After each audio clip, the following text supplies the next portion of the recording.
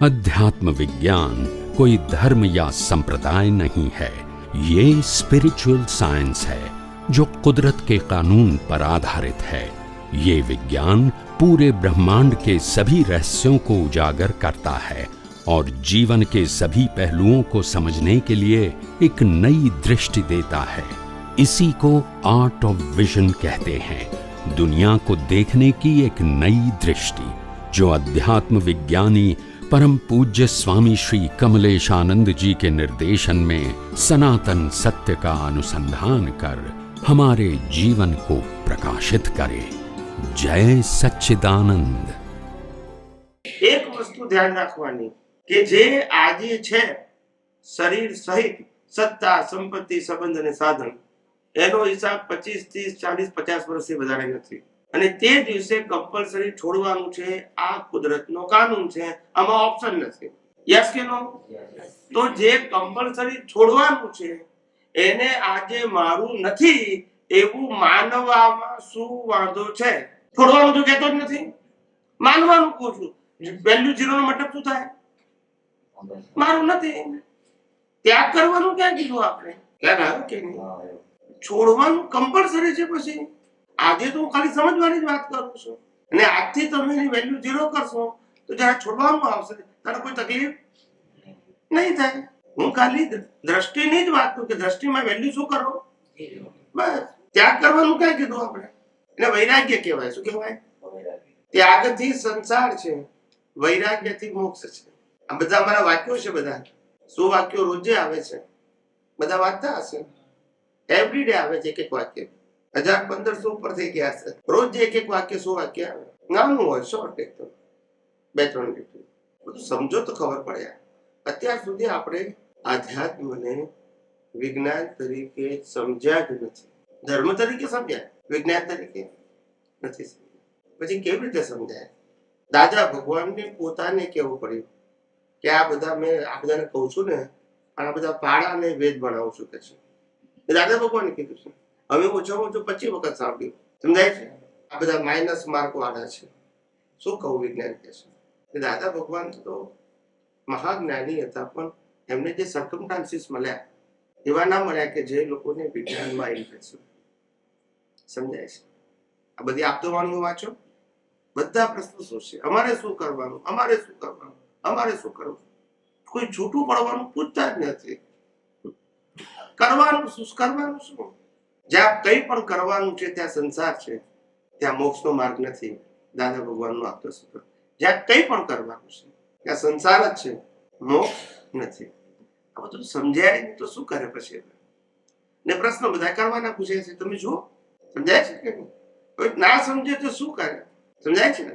એટલે એમાં જ્ઞાની પુરુષનો વાક છે એવું નથી કહેતા। વિદ્યાર્થી જેવા હોય તો શું કરે? આપણે સ્કૂલમાં શું હોય છે, આપણે ભણીએ અને પછી ફેલ થઈએ તો શું કરવાનું? પછી પાછું ફેરથી ભણવાનું, પછી બીજી વખત ફેલ થઈએ તો પાછું ફેરથી ભણવાનું। પણ એમાં ડિગ્રી કહેવાય। 3 વખત ફેલ થઈએ ને પછી મોનિટર થવાય। બોલતા નથી, બહુ મોટી પોસ્ટ છે, આખા ક્લાસમાં મોસ્ટ સિનિયર કહેવાય। મોસ્ટ સિનિયર ને મોસ્ટ એક્સપિરિયન્સ। ભણાવવાની શરૂઆત કરતા પહેલા જ બધું ખબર છે, બોલતા નથી, એ મોનિટર થવાય પછી। એવું છે। એટલે આ દુનિયામાં ફેલ થઈએ છે ને તો બધા મોનિટર થઈ જાય છે। હું જાણું છું, હું જાણું છું, હું જાણું છું। એટલે કેમ? તો કે મોનિટર થયું છે એટલે બધા હશે જ। આપણે આ દુનિયામાં મોનિટર નથી થવું, આગળ જવું છે। એક એક વસ્તુને પાસ કરીને આગળ જવું છે। આ બધાને શું કરવું છે? આ સંજોગોમાં શું સાર કરવો? એમ કહો ને, શું સાર કરવાનું છે? તો પછી શું એને વારંવાર એને ગૂંચ ગૂંચ ગૂંચ ગૂંચ કરીને શું કરવાનું? રોજ નવો દિવસ ઉગે છે, રોજ નવા એપિસોડ આવે છે। 5મો એપિસોડ પતી ગયો હોય ત્યારે ફેરથી આવવાનો, યાદ કરીને શું કરવાનું? રોજ નવા એપિસોડ છે લાઈફમાં। યસ કે નો? એકના એક એપિસોડનું પુનરાવર્તન થાય છે કોઈ દિવસ? તો પછી ભૂલી જ જવાનું। જે એપિસોડ પતી ગયો ગયો। આજે આજના એપિસોડની વાત કરો તો શું કરવાનું છે? આવતીકાલે। અમે જ્ઞાનીઓ હંમેશા વર્તમાનમાં રહેતા। અમને કાલની ચિંતા ન, કાલ શું કરવાનું, ગઈકાલે શું થઈ ગયું એની ઉપાધિ નહીં। વર્તમાનમાં જ રહેવાનું. સમજાય છે? વર્તમાનમાં વર્તે સદા શું? સાંભળ્યું છે કે નહીં? વાક્ય સાંભળ્યું છે કે નહીં? વર્તમાન. ભૂત ભવિષ્યને શું કરવાનું? ભવિષ્ય કુદરતના હાથમાં છે, ભૂતકાળ પતી ગયું છે, વર્તમાનમાં હોને ભાઈ. સમજાય છે કે આપણી આપણી પહેલેથી વિચારધારા ઊંધી છે. કોઈને ફ્રેક્ચર થયું હોય ને તો આપણે મળવા જઈએ ને કે શું થયું, તો કે 15 દિવસથી ફ્રેક્ચર. જ્ઞાની શું કે ભાઈ 15 દિવસનું ફ્રેક્ચર મારું પૂરું થઈ ગયું, આજે 16મો દિવસ છે મારો. 15 દિવસનું હાથે ના ભોગવે આજે, પેલો 15 દિવસનું હાથે ભોગવે આજે. નાખું જાય બોલે છે તો જ્ઞાની શું કે 15 દિવસનો હિસાબ શું થઈ ગયો? પૂરો થઈ ગયો. હવે આજે આજનો છે. સમજાય છે? પછી હામટું ભોગવે તો પછી લોડ લાગે કે ના લાગે? તો પછી સમજાય છે કે આ બધા એના લોડ છે. વધારે પડતા બિનજરૂરી વિચાર કેવા એનાથી લોડ થઈ જાય છે, મગજમાં અસરો થઈ જાય છે. સમજાય છે? ને આપણા બધાના માઇન્ડ એટલા બધા નબળા છે, વીક, કે એક શબ્દ જાણે આપણને હલાઈ નાખે છે. શું છે? સમજાય છે? એટલા નબળા ના હોવા જોઈએ, સ્ટ્રોંગ હોવું જોઈએ. શબ્દો આપણને હલાઈ જાય. જે શબ્દો વિનાશી છે એ ચેતન વાળા આત્માની હાજરીમાં આપણને હલાઈ જાય, એવું આપણને થવું જોઈએ. કોઈ આપણને એમ કે પૈસા નહીં આપું, જાઓ થાય કરી લો, એવું કે માનો કે ઉઘરાણીમાંથી ગમે તે, તો આપણને ના થાય કે હવે શું થશે, નહીં મળે તો ક્યારે. પણ આ દુનિયા કોઈની સ્વતંત્રતાથી ચાલતી હિસાબ હશે તો ઘેર આપવું પડશે. સમજાય છે? બસ કોઈની મરજી જ નથી ચાલતી, એ ગભરાવાની જરૂર નથી. સમજાય છે? કોઈ એમ કે હું તાકાત વાળો છું માટે આમ કરે, કોઈની તાકાત ચાલશે નહીં. રામની ના ચાલી, કૃષ્ણની ના ચાલી, મહાવીરની ના ચાલે, કોઈની તાકાત ચાલશે નહીં. દરેકે પોતાના હિસાબ પૂરા કરવા. તાકાત કોઈની નહીં ચાલે. આ દુનિયામાં કુદરતની તાકાતથી મોટી તાકાત કોઈ નહીં. ખ્યાલ આવી ગયો? અને આધ્યાત્મમાં આત્માની તાકાતથી મોટી તાકાત નથી. પણ બંનેના ફીલ્ડ કેવા છે? આ જગતમાં કુદરતનું ફીલ્ડ છે. આ જગતની અંદર કુદરતની તાકાતથી કોઈ રામકૃષ્ણ મહાવીર પણ નીકળી ના શકે. અને જે લોકો સિદ્ધમાં ગયા એમાં આ કુદરતનો કાનૂન કામ કરી શકતો નથી. તો બંને સબ્જેક્ટ કેવા છે? આત્મામાં કુદરત કામ ના કરી શકે અને પ્રકૃતિમાં આત્મા કશું ના કરી શકે. સમજી ગયા? બંને સબ્જેક્ટ કેવા છે? સાથે છે પણ જુદા છે. આત્માને કુદરત કશું ના કરી શકે અને પ્રકૃતિને આત્મા કશું ના કરી શકે. પ્રકૃતિનો ટોટલ કંટ્રોલ કોનો છે? કુદરતનો છે. આ બધું સમજવું પડે. આ નથી સમજતા એની આ ભાજગઢ છે. બધું ગોળ ગોળ ગોળ ગોળ શીખ્યા છે, પછી શું થાય? સમજાય છે? શુભાશુભ માર્ગનું શીખ્યા, પાપ પુણ્યનું શીખ્યા, મુક્તિનું ના શીખ્યા. એટલે પાછું એનું એ સમજાયું? સ્વામીજી, ભાઈએ તમને પૂછેલું કે સ્વામીજી તમે ધંધો શું કરો છો? તો પછી તમે એવું કીધેલું કે ચશ્મા વેચું છે, એના માટે એના વિશે થોડો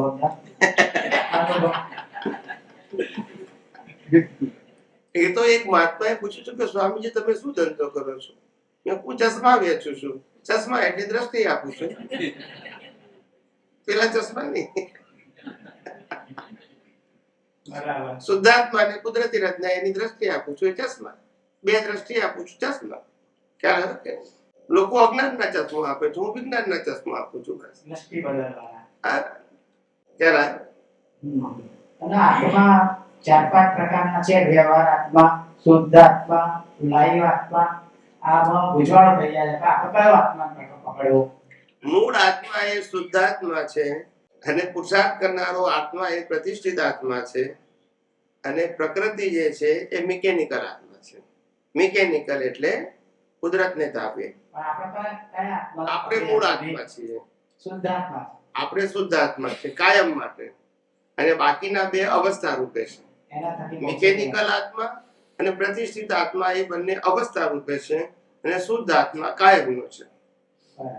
સમજી ગયા કે નહીં?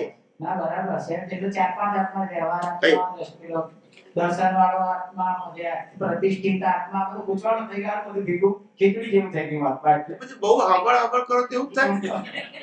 આપણે એક જ પ્રતિનિધિ બેસી ગઈ, આપણે શુદ્ધ આત્મા છીએ અને શરીર જુદું છે.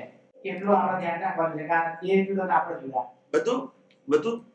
બધું સાંભળવામાં બધી ભેળસેળ કરો છો ને એટલે પછી આખું આ દર્શન ખુલ્લું નથી થતું. બધું મિક્સ થઈ જાય છે. ધાર્મિક સત્ય અને આધ્યાત્મ બે ભેગું સાંભળો ઇન્ટરેસ્ટ સાથે, એટલે પછી પઝલ ઉભો થાય. સમજાય છે? જ્યારે તમારે સાયન્સ સમજવું હોય તો ધાર્મિક અને સામાજિક વાતો હોય એને કુદરતી રચના જોવી, ઊંડા ઉતરવું નહીં, તો વિજ્ઞાન સમજાશે. વિજ્ઞાને સમજવું છે, ધર્મે સમજવું છે, સોશિયલે સમજવું છે, પછી ગૂંચવાડો થશે. દ્રષ્ટિ હંમેશા એક જ હોવી જોઈએ, ત્રણમાંથી ગમે તે. સમજાય છે? તમે આગળ થઈ જવાય છે પણ સ્વામીજી આપણે વાક્ય એવું બોલે કે હે શુદ્ધાત્મા ભગવાન તમે જુદા છો અને રાજેશભાઈ જુદા છે. હે શુદ્ધાત્મા ભગવાન તમે રિયલ છો અને રાજેશભાઈ રિલેટિવ છે. હે શુદ્ધાત્મા ભગવાન તમે પરમેનન્ટ છો અને રાજેશભાઈ ટેમ્પરરી છે. તો આ રીતે જુદું રહેશે. આ તો પ્રયોગ માટે કીધું છે. પ્રયોગ એનાલિસિસ કરવાની થશે પણ એનાલિસિસ કરે છે, હેલ્પ કરે. એ 5-25 વર્ષ બોલે આપણે તો થોડું જુદું પડે તો બોલ તો નહીં કરવાનું હવે, પણ જ્યારે આપણને આમ જરા કન્ફ્યુઝન લાગતું હોય તો પછી બોલવું, એટલે પાછું રિપીટ થઈ જાય. જાગૃતિ લખડું હેન્ડલ મારવું. શું કીધું? હેન્ડલ મારવું. હેન્ડલ મારતા રહે ને એટલે પાછી જાગૃતિ આવી જાય પાછી. દાદા એક શબ્દ વારઘડીએ બોલતા મોવા એનો પાછળથી ઘણા મહાત્માઓએ અર્થ કર્યો કે મરદાના અહંકારને કહેતા. પછી વરસાદ મારી દીકરી નાની આવી હતી, એને મેં ઘરે ગયા પછી પૂછ્યું કે તે સત્સંગમાં શું સાંભળ્યું, ત્યારે એને કીધું ત્યારે મને આ શબ્દ કોલિંગમાં દેખો. મેં પૂછ્યું કે શું સાંભળ્યું તે, તો કે સાંજે તો કે ત્યાં આગળ વરસાદ તો કે બોલતા નથી એમ. શું બોલતા નથી. મને પેલું દાદાનો મોં શબ્દ અને આ તો આજે સવારે આવતી વખતે એને કીધું તો પૂછતા આવજો કે એનો અર્થ શું. એટલે હું એવું કહું કે ભાઈ હું આજે કહું છું તો બોલો તો ખરા એમ. હા કે ના તો બોલાય, હા કે ના તો બોલાય, કે સમજાય છે કે નથી સમજાતું. દાદા ભગવાન તો મુવા શબ્દ તો પટેલ કહેવાય ચરોતરના, એટલે એમનો મુવા શબ્દ હોય, અમારા ના હોય, અમારી ભાષા જ ના હોય. વાણિયાની ભાષા ક્યાંથી હોય મુવા? એ પોતે જ મુવો હોય પછી બોલે ક્યાંથી? વાણિયાની ભાષા એ પટેલ ચરોતર હતા, એની બહુ કડક ભાષા, બહુ કડક, સ્ટ્રોંગ, એટલી સ્ટ્રોંગ ને ભલા ધ્રુજી જાય સાહેબ, કડકાઈ કરે ત્યારે બહુ કડક બોલે, બહુ કડક. અને તમારી નટુ કાકાના સમયની ઓડિયો સાંભળવાની, વિડીયો તે વખતે ઓડિયો જો તમને મળે તો, અને ક્યાં તો પછી એમનું લખાણ છે ને નટુ કાકા શરૂઆતનું 63-64 નું નોંધપોથી, એ બધું છે આમાં છે. એ ભાષા વાંચશો તો આટલું કડક બોલ્યા છે, ખાલી તમે વાંચશો તો એ વખતે કેવી કડક ભાષા બોલ્યા છે, ખાલી શબ્દો આટલા કડક છે. તો એમને તો એ પ્રકૃતિ લઈને આવ્યા હતા ચરોતર. અમારે તે તો બધા મુવા બોલે, મેર મુવા બોલે, ઘન ચક્કર બોલે, ક્યુબ ચક્કર બોલે, માના પેટમાં આખું નથી રહ્યો એવું બોલે. અમારા વાણિયાની તો ભાષા હોય જ નહીં, લાયક ના હોય તો પછી ક્યાંથી એના. વાણીઓની ભાષા બધી રિફાઈન હોય, કેવી હોય? રિફાઈન, એ શુદ્ધ થઈને જ આવે, એની મર્યાદા હોય. વાણીમાં, વર્તનમાં, વિચારોમાં બધું મર્યાદા હોય. એટલે પહેલા જમાને એમ કીધું ધંધો વાણી હાથે કરવો, કે મારા વાણી તો ના જ કરે, બહુ બધો ધંધો બંધ કરી દે, 5 લાખ આપે, બીજું કઈ ના કરે. સમજાય છે એવું? એટલે પહેલા જમાનામાં એટલી વિશ્વસનીયતા કે આટલી રેન્જથી બહાર ના જાય કોઈ દિવસ. 15-16 વર્ષથી પ્રત્યક્ષ અથવા પરોક્ષ રીતે એવા સંજોગો આવ્યા કે જ્યારે વ્યક્તિઓએ કર્યું અને અનુભવ પણ થયો પણ નજરઅંદાજ થયું આપનો, અથવા તો આ છેલ્લા 2015 પછી આ આધ્યાત્મ વિજ્ઞાનનો લઈને, તો છેલ્લે આજે જરા એકનું અંદર થયા કરતું હતું, એટલે જાહેરમાં જો વિરાટના જેવું કંઈ થયું હોય તો એ વખત ના અમારી પાસે બધા માર ખાઈને જ આવે છે, એટલે કઈ નવાઈ નથી. આવું જોને, વિરાટના કોણી નથી કરી સાહેબ. રામની કરી, કૃષ્ણની કરી, મહાવીરની કરી, શિવની કરી, સ્વામિનારાયણની કરી, દાદા ભગવાનની કરી, શ્રીમદ રાજચંદ્રની કરી, કેટલાય મહાપુરુષોની વિરાટના કરી છે આ જીવે, કઈ નવી વસ્તુ નથી. પણ એમાંથી કંઈક શીખે તો સારું. ત્યારે કવિરાજે કીધું, ન આરાધક બનો તો ભલે, વિરાધક બન સોના કોઈ. આરાધક ના બનો તો કઈ નહીં, પણ વિરાધક, જો અનુભવી જ્ઞાનીની વિરાધના કરશો તો કોઈ દિવસ તમને ઇન ફ્યુચર અનુભવી પુરુષ ભેગા નહીં થાય, પછી ચોપડી વાળા ને ક્રિયાકાંડ વાળા જ ભેગા થશે, અનુભવી નહીં ભેગા થાય, કારણ કે તમે વિરાધના કરી. ન સમજાય તો આરાધના ના કરશો, પણ વિરાધના ના કરશો, નહીં તો ભેગા નહીં થાય. સમજાય છે? તમને ખબર છે કે મામાની પોળની અંદર 300 ઘર હતા. કેટલા? પણ એક વ્યક્તિ દાદા ભગવાનને ઓળખી ના શક્યો. કેમ? ઘેર બેઠે ગંગા હતી, વિરાજક જીવો. સમજાય છે? ના ઓળખાણ પડે. એની વિરાજના જ અંતરાય રૂપ આવે, ઓળખવા જ ના દે. બુદ્ધિશાળી કોણ? 15-16 વર્ષથી સંપર્કમાં દાદા 2007 થી, અને અનુભવમાં પણ આવ્યું છે તેમ છતાં જાણે નજરઅંદાજ થયું છે કે એ બધાના લોક પરિચયમાં આવો એટલે બધો વ્યૂ પોઈન્ટ આવે. અને છેલ્લે ભવિષ્ય વખત તો સાહેબ એવો અનુભવ થયો અંદરથી કે ખરું છે દાદા વિરાટ સ્વરૂપની વાત કરતા હતા ને તે દિવસથી માંડીને આજ સુધી એટલું જબરજસ્ત રહ્યું છે ને કે શું ભણાવું. આ વિજ્ઞાન જેટલું સમજાશે તમને પોતાને સ્વયં અનુભવ થશે. મારે કોઈ સર્ટિફિકેટની જરૂર નથી, તમને સ્વયં થશે. પછી હવે એક વ્યક્તિ નથી, હજારો વ્યક્તિઓ છે કે જેમને ખાલી આ વિજ્ઞાન ઘેર બેઠા ટીવીમાં સાંભળ્યું, ક્યાં તો યુટ્યુબમાં સાંભળ્યું, અને પહેલી વખત આવ્યા પછી એક્સપિરિયન્સ કહે છે. એવા હજારો વ્યક્તિઓ છે પહેલી વખત આવેલું. તમે આ વખતે પ્રશ્નમાં હતા જી, પેલા ભાઈ અનુભવ કીધું પહેલી વખત આવ્યા, ફર્સ્ટ ટાઈમ આવ્યા હતા કે નહીં? પેલા અંકલ આવ્યા હતા વિદ્યાપીઠ વાળા, પહેલી વખત આવ્યા કે નહીં? પહેલી વખત તું કેવું અનુભવ છે? અદ્ભુત વિજ્ઞાન છે. અને એ પોતે પ્રવચનકાર, એને કીધું કે હવે હું આ વિજ્ઞાનની જ વાત કરું. કીધું કે ના કીધું? First time. આવા હજારો વ્યક્તિઓ છે. વિશ્વની અંદર એક આશ્ચર્ય ઊભું થયું છે આ, કે જ્યાં ગુરુ શિષ્યનો સંબંધ નથી. શું નથી? જ્યાં વક્તા પોતે વાણીનો માલિક નથી, બોલતા નથી. જ્યાં પ્રત્યેક વ્યક્તિઓને વિજ્ઞાન કહેવાનું ઓપન લાયસન્સ આપે છે. માલિકીઓ તો આપે, બધાને વિજ્ઞાન કહેવાની છૂટ, જેટલું સમજાય સમજાય છે, બધાને કહેવાની છૂટ. જે જ્ઞાની પુરુષ એક સામાન્ય વ્યક્તિ તરીકે રહે છે, જેમ દાદા ભગવાન રહેતા હતા, જેમ દાદા ભગવાન ભાડાના ઘરમાં રહેતા હતા, એમ હું ભાડાના ઘરમાં રહું છું. બોલતા નથી. મારે સંસ્થા મંદિર નથી, મારે શિષ્ય પણ, સમજાય છે, મારે મંદિરો પણ અને વરઘોડા પણ. સમજાય કે નહીં? વિશ્વાસ કરો, ભવિષ્યમાં આશ્ચર્ય થશે આ લોકો. સમજાય છે? બાકી દુનિયાનો કયો ગુરુ એવો હોય કે જે પોતાનું ગુરુ પણ છોડે? સમજાય છે? ગુરુ પણ છોડે કોઈ? અહીંયા ગુરુ શિષ્યની વાત નથી. અહીંયા આધ્યાત્મ વિજ્ઞાનમાં પહેલા જ કહેવામાં આવે છે, સરેન્ડર એ આધ્યાત્મ વિજ્ઞાનનો વિષય નથી, સામર્થ્ય એ આધ્યાત્મ વિજ્ઞાનનો વિષય છે. તમે સમર્થ છો, શક્તિશાળી છો, અવિનાશી છો, ચેતન છો, એને ખાલી ખુલ્લું કરવાનું છે. હું આપતો નથી. હું આપતો હોઉં ને તો તમારે સરેન્ડર થવાની જરૂર છે. હું આપતો નથી, તમે જ પોતે ચેતન છો, તમે જ અવિનાશી છો, તમે જ અનંત વાળા છો. તમારી અંદર તમામ પ્રકારનું સામર્થ્ય પડેલું છે, ફક્ત આવરાયું છે. એને ખુલ્લું કરો અને અનુભવ કરો. હું આવરણ કાઢવાની શક્તિ આપું છું, સામર્થ્ય તો તમારી અંદર છે. આવું કોણ કે?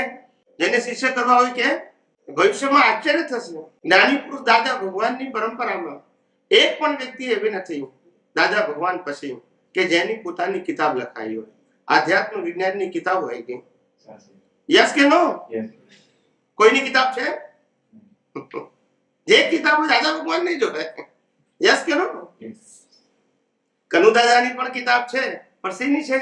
દાદા ભગવાન ઉપર કહેલું, કવિરાજના પદને એક્સપ્લેન કરેલું, પોતાનો અનુભવ નહીં કહેલો. સમજાય છે? અમે બધું અમારો અનુભવ કહીએ છીએ, ખાલી પદને પુસ્તકને એક્સપ્લેન નથી કરતા. હવે ખ્યાલ આવે છે શું કહું છું? પુસ્તકને ને પદને એક્સપ્લેન કરવું તો બધા કરે જ છે ને. પોતાની મૌલિક વાણી, પોતે જે સિદ્ધાંત અનુભવ્યો છે એ જગતને કહે છે અને પોતે જવાબદાર છે. સમજાય કે નહીં? અને આ પુસ્તકો કેવા? ક્યારે મેં એક પુસ્તક લખ્યું? સમજાય છે? દાદા ભગવાનની જેમ લોકોએ પુસ્તક લખાયા, લોકોએ છપાયા અને લોકો વાંચે છે. હું તો ખાલી ઉદ્ઘાટન કરું છું, બોલતા નથી. એક આંકડો મેં લખ્યો નથી. 600-700 પાનાની પુસ્તકો બહાર પડી, 1, 2, 3. પહેલેથી જ પ્રિન્સિપલ કે આધ્યાત્મ વિજ્ઞાનની અંદર મંદિર, સંસ્થા, શિષ્ય, વરઘોડા, રિચ્યુઅલ્સ, ગુરુ શિષ્ય અમારા વિષય નથી. પતી ગયું. વિષય જ નથી પછી. એટલે આજે નહીં તો કાલે એવો પ્રશ્ન છે, પ્રિન્સિપલમાં જ નહીં. મેં ઘણા બધા પૂછે કે તમે કેમ મંદિર બનાવતા નથી, તમે કેમ સંસ્થા બનાવતા નથી, તમે કેમ શિષ્ય બનાવતા નથી. મેં કોઈ રામકૃષ્ણ મહાવીર બનાવ્યા હતા મંદિર?